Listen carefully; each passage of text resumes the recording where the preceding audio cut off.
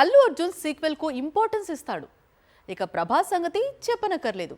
Sequels కు క్యారఫ్ address గా మారాడు. కానీ రామ్ చరణ్ మాత్రం ఇంతవరకు సీక్వెల్స్ జోలికి పోలేదు. త్వరలో ఆ లోటు కూడా తీరిపోనుంది.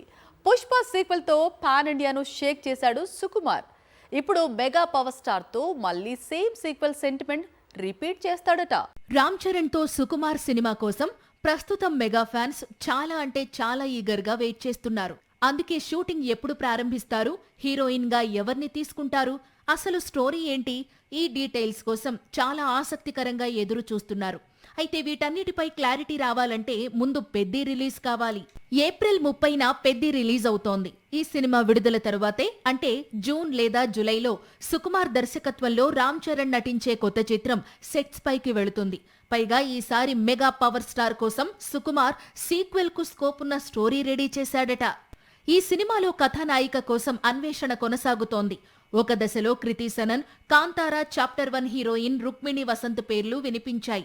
కానీ సుకుమార్ మాత్రం మరోసారి రష్మిక డేట్స్ లాక్ చేసేందుకు ఆసక్తిగా ఉన్నాడని సమాచారం. అయితే రష్మిక డేట్స్ అన్నీ లాక్ అయిపోయాయి.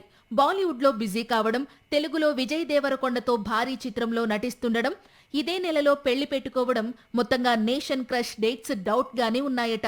అందుకే మృణాల్ పేరును కూడా పరిశీలిస్తున్నారట. ప్రస్తుతం మృణాల్ పెద్దిలో స్పెషల్ సాంగ్ చేస్తోన్న సంగతి తెలిసిందే. సాక్షి టీవీ ప్రసారాలను నిలిపివేయడం చట్టరీత్యా నేరం. సాక్షి టీవీ ప్రసారాల కోసం మీ స్థానిక కేబుల్ ఆపరేటర్ను వెంటనే సంప్రదించండి. డిటిహెచ్లో, ఇంటర్నెట్లో కూడా సాక్షి టీవీ ప్రసారాలను వీక్షించవచ్చు.